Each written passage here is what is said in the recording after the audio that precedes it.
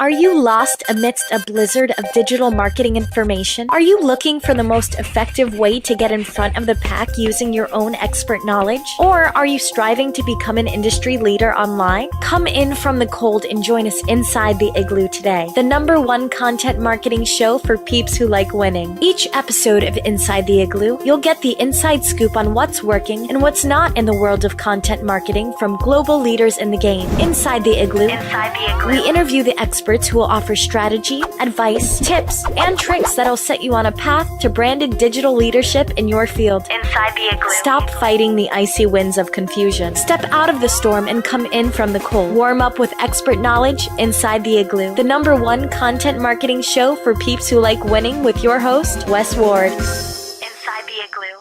Welcome to Inside the Igloo, the #1 podcast show for people who like winning. My name is Wes Ward, and I'm your host today. And today we have a very special guest all the way from Melbourne, Australia. He is called the PR Warrior. He has a background, obviously, in PR, dating back to pre-internet, now post-internet. He has been a solopreneur. He has worked in business partnerships. He's been taken over by larger agencies. He's worked in the larger agencies, and he's now in the process of publishing his own book. I welcome, of course, Trevor Young to Inside the Igloo. How are you, Trevor? G'day, Wes. I'm very well, thank you. Yeah, excellent. Glad to have you on the show today. The reason why we were really interested in having you on today is because your extensive background in PR, and I know personally that you've really moved aggressively forward into embracing the digital age. Could we start by telling the audience a little bit about your background in the sort of traditional PR world, when it started and what you were doing and what were you known for? Well, I was a journalist, so in going back in the dark days of PR, which is extending over a couple of decades now, so you've called me pre-internet. I mean, that sounds like dinosaur, doesn't it? But a lot of journos in those days went into the PR field because public relations earlier days was a little bit more around creating newsletters and getting media publicity. And while those sorts of things still happen today, the industry itself or the profession has expanded greatly. So I've worked and gone from journalism, went into PR firms, worked for the big guys, set up my own, ran that for 10 years, sold it about the time around 2006. So that was the time I sold it, but I was starting to, I was in partnership with one other guy, and I was starting to get more into the area of social media around then. So 06, 07 was when my research and everything was starting in social media. And that was really just looking at, I've always spent a lot of time looking at what's happening in England and America in our industry. And particularly in the US, it was obvious that there was something happening, but in those days, we really didn't know what. Blogging and LinkedIn were the two things that were making a big difference. Oh, so in the early days when you're sort of looking for a competitive point of difference as a PR professional, you looked overseas and you could see a few thought leaders, maybe like David Meerman Scott, a few of these people who did have a PR background, starting to make some moves. Were they the sort of people that were inspiring you, or you were just sort of joining the dots yourself and you could see that, hang on, there's a big transition in place here right now? Yeah, I don't think it's time to grab it. Yeah, I don't think it was that obvious. I mean, I was looking at David's stuff. I've read his books from the early days, or from his first book. But there were a few agencies that were just out doing different things, and they had blogs, and that to me was quite an eye opener. And so it was the blogging thing, which I call the traditional social media because it's been around for so long. But it was the blogging thing that really got me interested. I guess coming from a background where I did write and publish, I suppose, through the media. That was the thing that really jumped out at me. But it wasn't probably until Twitter. I joined Twitter in 07. So I started blogging in mid-07. And I think I learnt more about blogging in 6 weeks of doing it than actually reading about it for 12 months prior to that. So I've always been someone who just gets out and does it if I'm going to talk about it to clients, I want to be able to, to experience it and to be able to give them firsthand knowledge of this is kind of what's happening. I think you've raised a really good point there, that you're actually the doing sped up the learning as opposed to more and more research. And there's that many people out there, myself included, that tend to over-research rather than just take the action and learn, through doing.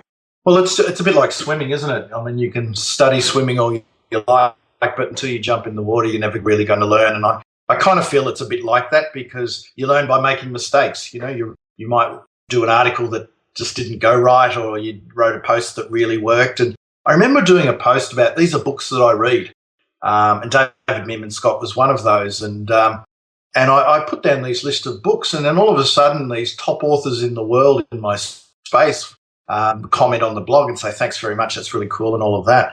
And that just blew me away, just that one instant.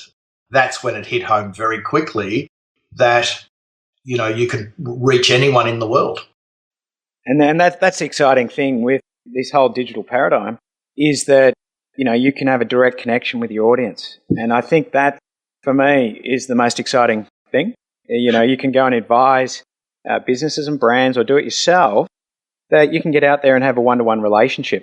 And the fact that you are actually talking directly or getting a comment from those guys is sort of testament that, things are changing. This is the way to go. Well, that opened my eyes, but I guess it's coming from a PR background where you have an audience and you want to reach that audience, and usually you go through influencers, media being one. Years ago, it was probably the most important one, less so today, but still very important. But, to reach people, you'd try and influence them through other means. And that, when you're talking about breaking down a paradigm, that's changed, because while that's still important, obviously, and today the amount of influencers has grown because anyone's an influencer, you can now talk directly with people and communicate with them directly. So in the communications business, that's just a seismic shift in how that's gone. Do you think that as a result of, these new influencers, you get a business or a brand who goes, okay, we need to get out there, engaging with these influencers, is it going to look a little bit obvious? You go, all right, I've got a product or service to sell. These influencers, may have an audience of, 2 million a month or whatever visiting their website. As a PR professional, obviously the goal would be to try and get them to, talk about, recommend, endorse that product. Is there a challenge or a difficulty, because it's so easy, social media being viral or whatnot, to get found out and called out, and so it's a little bit more dangerous in a way?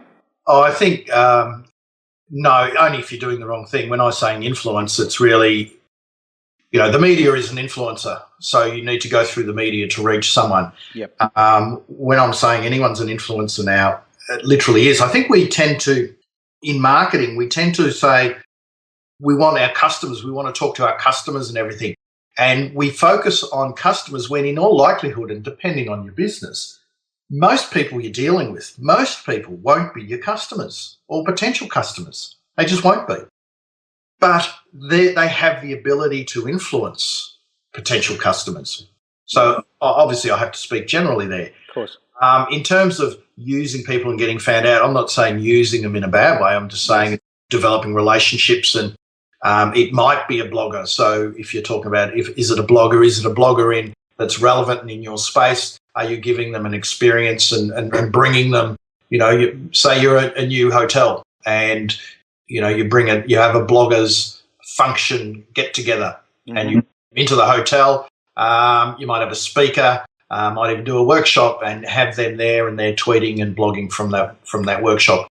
That is still reaching influencers, but doing it in a respectful way, and there's value for all parties. And I think you raised a really good point. It's got to be valuable or of value, and it's easy just to reach out to people online, no matter what you're trying to do. But the experience, and this is one of the things that we're very keen on here at Content Igloo, is making sure that everything we put out is of value to our target audience, because without that, you're still trading their time. Even if it's free, there's still a cost, and making sure that, the people at the other end, it's going to be worth their time just to deal with you. Well, you get ignored if you don't. Yeah. I mean, we live in the attention economy now, so I guess that's the background of dealing with journalists. If you don't get if the story's not right for them, then you get ignored. And it's the same as if you're trying to reach a broad audience and you're the publisher yourself, or you're running an event. If it's all inward looking and it's not valuable to them, then to the people that you're going to invite, well, then it's a total waste of time. And I think And the other thing we've got to do is have a distinction between bloggers and the media. I mean, with a lot of bloggers, they don't get paid. They might have a really good audience and they might make a little bit of money out of it, but by and large, they do it because they're passionate about it. Whereas a journalist has to front up every day and has to fill that newspaper or that, that airtime. The reasons for doing it are different. Now, sure, the stories have to still be there, but from what I see, a lot of bloggers are more about the experience and, getting involved, et cetera, et cetera. Now, you do have what we call a hybrid, which is an online publication that's never been an offline publication, never been a hard copy.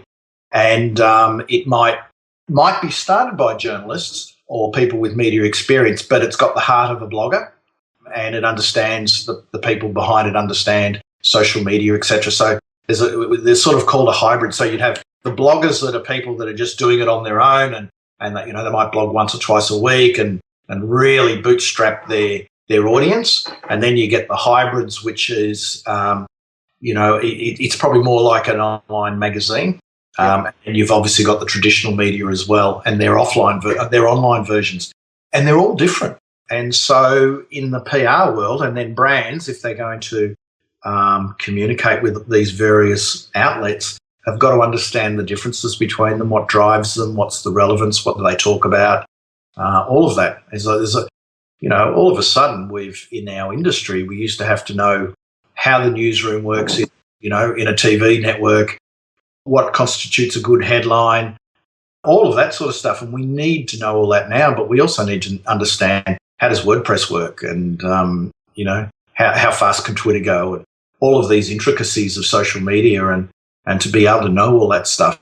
You raise a really interesting point about differentiating between the types of publishers online. And to the average business owner, they probably think, oh yeah, blog is a blog. But you've got the solopreneur or the one-man band doing it, but then you've got like this hybrid model you're talking. And as you were mentioning that, I was thinking about Social Media Examiner or even Pro Blogger, where it started off as one person, but now there's a whole team and then there's a massive sort of guest blogging contribution element to them, turning them into full-scale production houses, but 100% online. Yeah, well, I think the Social Media Examiner story is a brilliant one, and I've read the book called Launch by Michael Stelzner, who started it. Fantastic. Yes, I love it. And, Michael's an interesting character. I mean, he really wasn't deep into social media at the time. He was a guy who created white papers. But when he did it, he changed the way things were done. I mean, essentially it's a blog. You won't call it a blog, but it is a blog. And just incredible amount of information that you can get for nothing. And the quality is incredibly high. And I think his editing process is probably stricter than any newspaper and magazine I've ever heard of. Yep. Goes through about half a dozen edits on each article.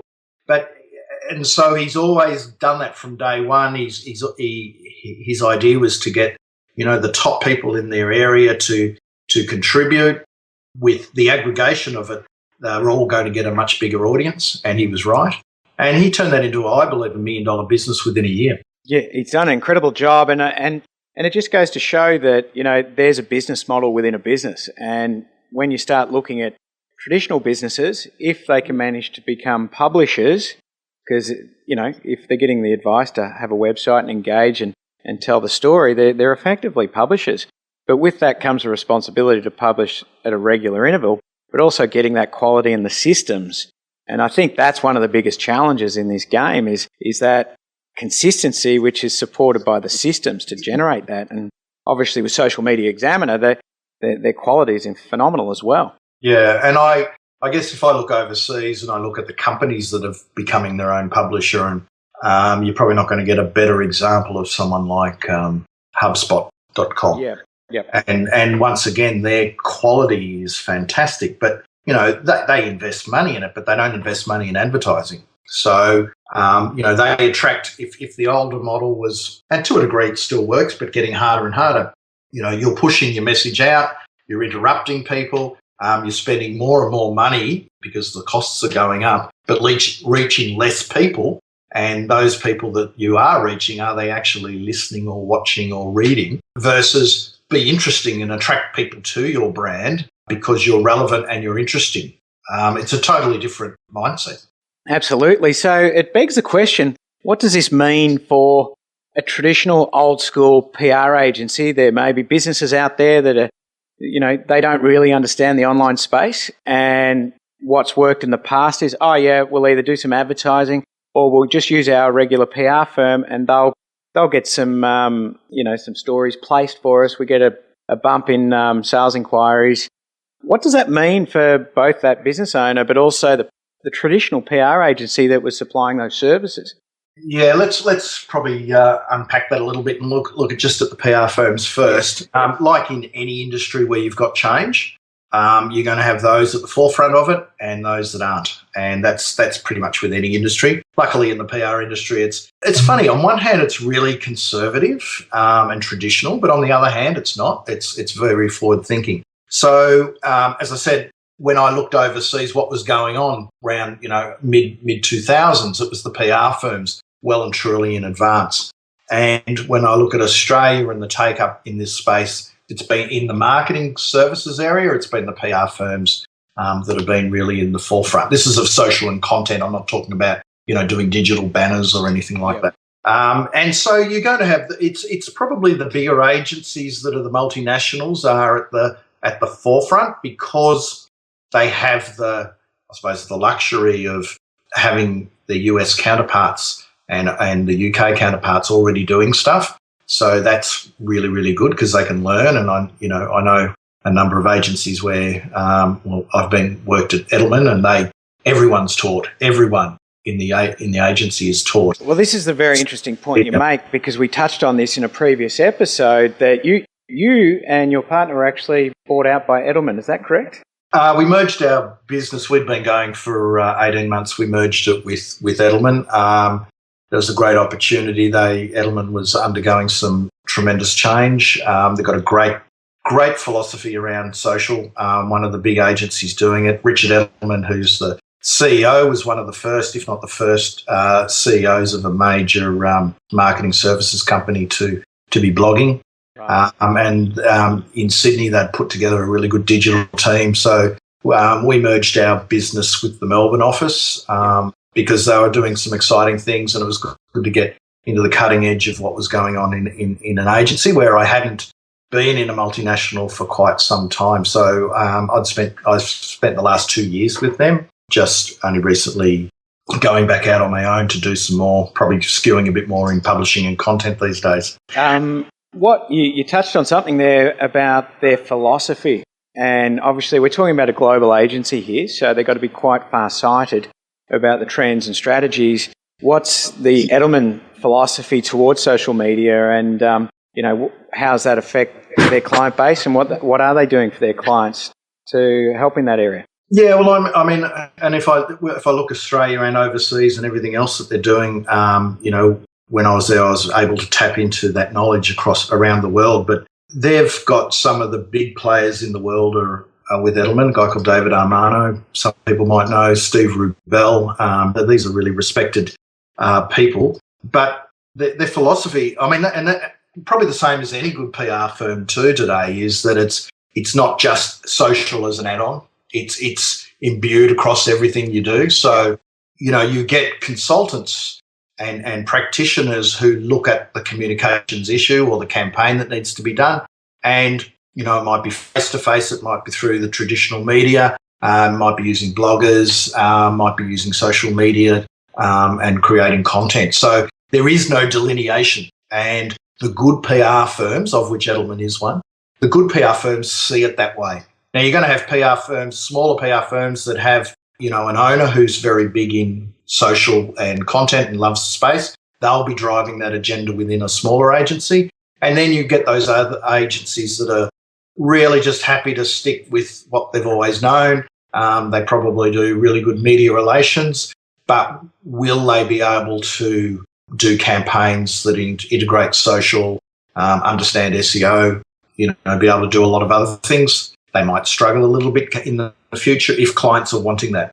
But you know what, mate? Sometimes clients just want media coverage, So the industry you need to be looking at the agency and the services they provide, and are they doing it genuinely, or are they just adding stuff on? So is there a philosophy or a culture, a digital culture within the agency, or are they just adding it on? And I think you can find that out by looking at the people within the agency. Are they blogging? Are they on Twitter? Are they, same with any social media person, I guess. Yeah. Are they believers, really, is what you're saying, isn't it? Well, are they doing it? Yeah. Are they contributing it? Are they taking the thought leadership? And I know a lot in PR are doing that, and you can find them out pretty quickly. And the fact of the matter is, if people are interested in doing that, I think you've got to be involved.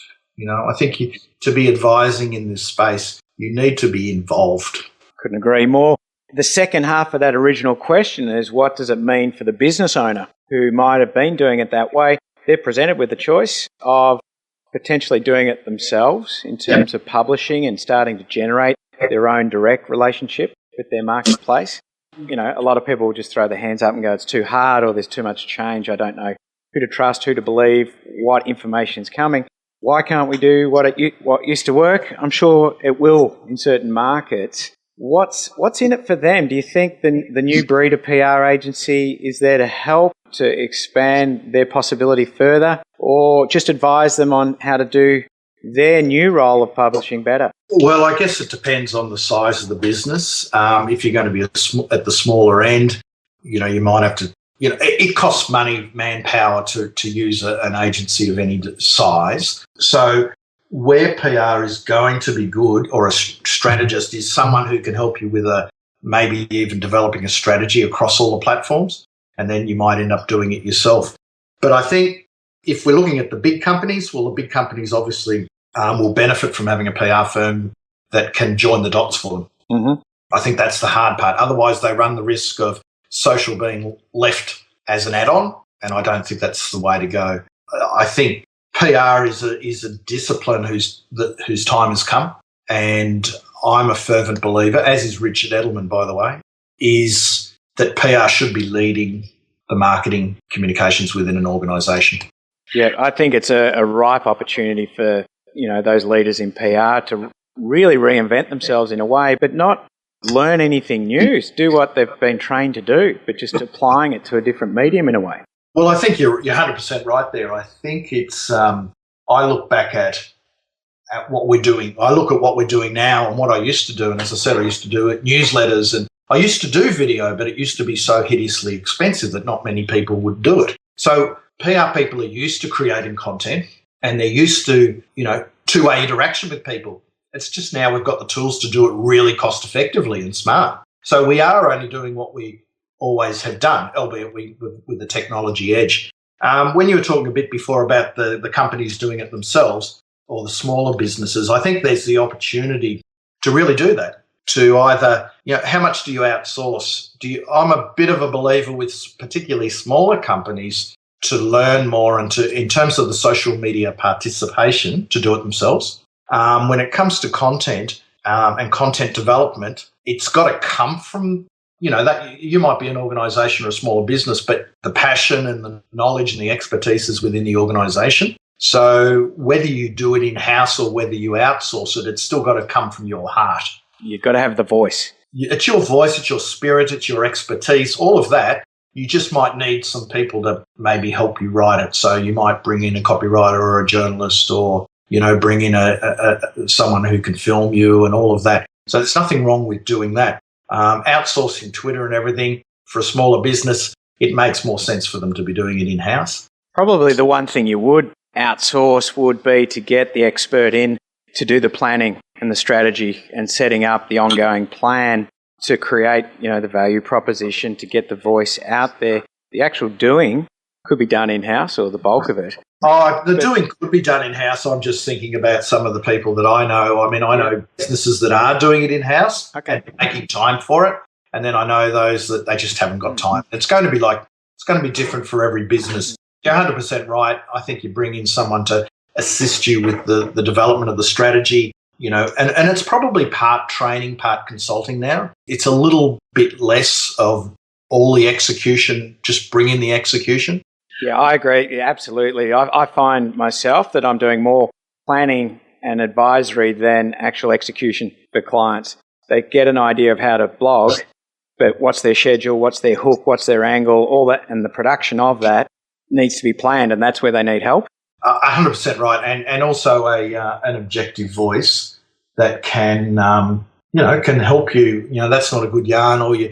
The thing with a business is, they often will talk about themselves a lot, yes, and not give away their own IP. Be worried about sharing it, and it's that mind shift people need help with. And I think you'll find that what I've seen over the last 18 months, 2 years, it's their businesses that are out there doing it and really succeeding. And you're going to get more and more people doing that. And then you're going to get the ones that just, I haven't got the time to do it. And that's fine, but ultimately your competitor will find the time to do it. So it's like anything. It's like anything in marketing, anything in PR. If you've looked at traditional PR in the past, there's those companies that do it well. You know why they do it well? Because they make an effort to do it well.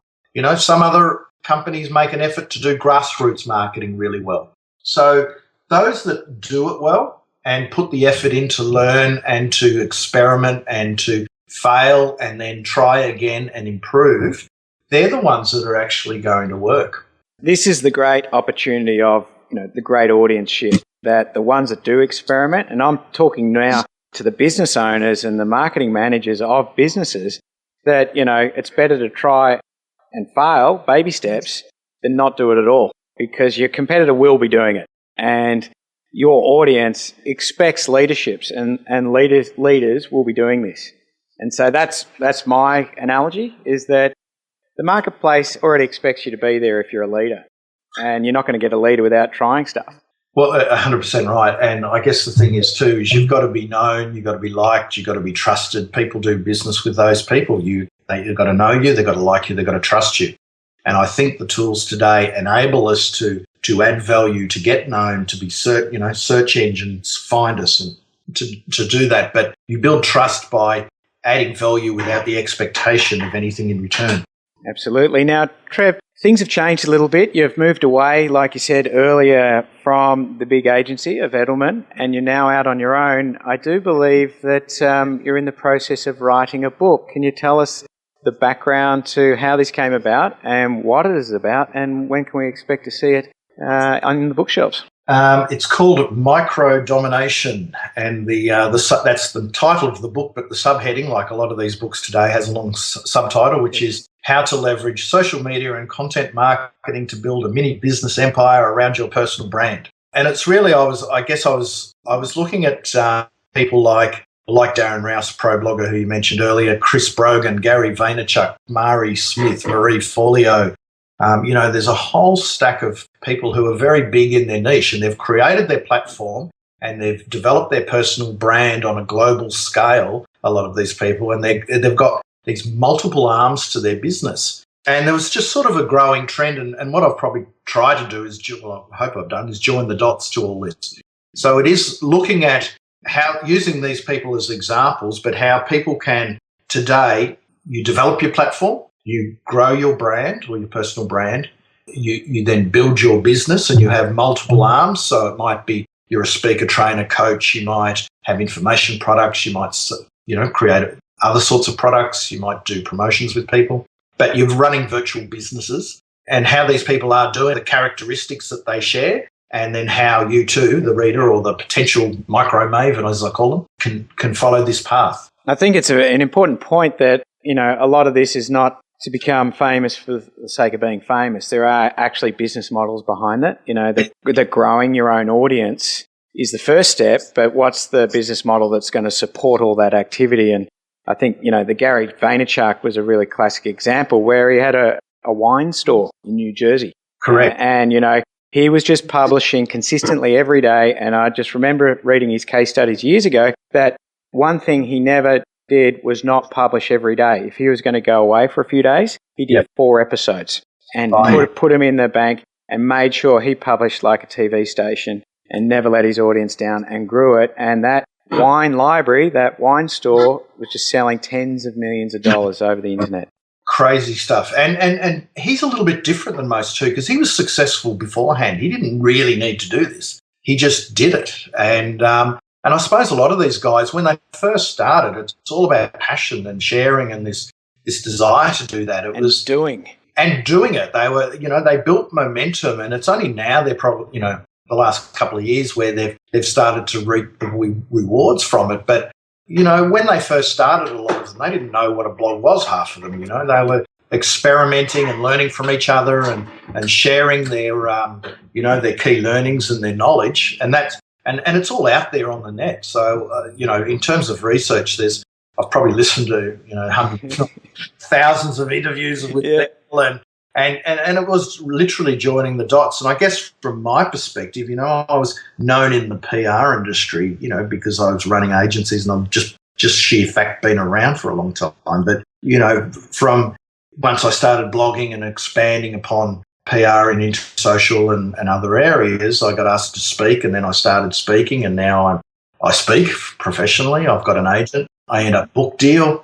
I'm sort of coaching people and mentoring as well as consulting. And so in my own way, I'm sort of I'm sort of going down this path as well. And that's what sort of opened my eyes, because I'm sort of doing it at the same time as I'm researching other people. And it's the things that this sort of stuff doesn't really happen unless you put yourself out there. So had I not set up the blog, I probably never would have got on Twitter per se. I might not have done this or that, and I might still be running an agency. So it has the ability to, change things around you, give you opportunities that you otherwise won't have, and businesses can do that. Well, that's what's awesome, is that, you can migrate, and not with the exclusion of the traditional business model that, you may be currently running as a business owner, but also this publishing turns into a publishing model as well. That, you look at the Starbucks who produce their own book, even though they weren't book publishers when they started making coffee. You look at the release of $1 Shave Club,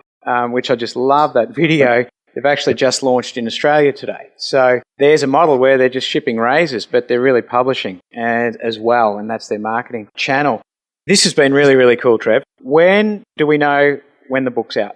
The book's been published by John Wiley and Sons. So it was fantastic to partner with those guys, because a lot of the people who I read are published by Wiley's. And book's finished, reading the proofs as we speak, and then it goes off to the printer in April. April next year. So will it be online and offline? No, it's hard copy, mate. So we got to wait. Trev, that's just the opposite of what we've been talking about. I know. But you know what? I there's a little bit of old school. I still use a hard copy moleskin diary. And I love my notepads, and I love books. And Filofax? No, just the moleskin. I'm a massive moleskin fan. But I just love hard copy books, even though I buy a stack online through the Kindle as well. But it's always been a goal to have a book published through a major publisher, and it's happened. And hopefully it's out in April. And now I've got to start thinking about the promotion of it, because absolutely. Well, it's an incredible achievement, and obviously one of your goals as well. So congratulations. We'll be doing whatever we can to help out, and letting people know as they come across our website when it is out. Thank you very much. That Trevor Young is now an official author. So that's been awesome. Look, it's been a great episode today, Trevor. We really, really appreciate you coming on, especially at such short notice. And for everyone out there, Trevor Young is the PR warrior. That's all you need to type into Google. He's got that many links around the web. He'll come up straight away. So he's very, very easy to find. And you'll just have to restate the title of the book, that I can't recall, especially the subhead, just to remind everyone what it's called. And from there we'll wrap and look forward to it coming out. Okay, well, the book will be out in April, and it's called Micro Domination. And the long subhead is how to leverage social media and content marketing to build a mini business empire around your personal brand. Fantastic. That's a mouthful. Yes, we've got it. Absolutely. Well, you've been listening to Inside the Igloo, the #1 podcast show for people who like winning. We have a winner on the other line with Trevor Young. If you have any comments, would like to ask any questions, please put them in the comment box below. We will respond to them personally, and if there's anything for Trev, I'll make sure that he sees it as well. We love hearing comments. We really appreciate you taking the time to listen to our episode. If you've got any suggestions about further episodes, people you'd like to hear from inside the Igloo, please let us know. We've got many spaces on the website where you can leave comments. My name is Wes Ward. We really appreciate your time. Thank you very much. Bye for now. You've just been Inside the Igloo, the #1 content marketing show for peeps that like winning, with your host, Wes Ward. For more information about leading your market online, visit Content Igloo at www.contentigloo.com.